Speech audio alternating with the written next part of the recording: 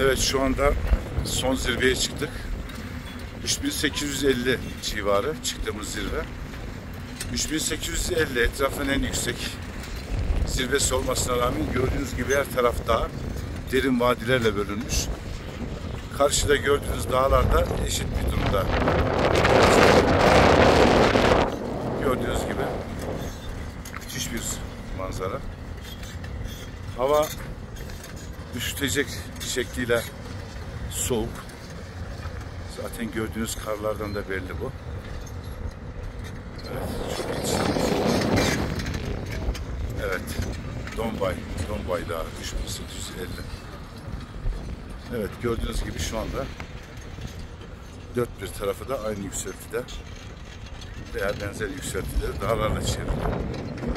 Birazdan tekrar indiğimizde derin vadiye doğru iniş yapacağız ve şu karşıda gördüğünüz dağları daha iç canlı bir şekilde çekmek mümkün olacak.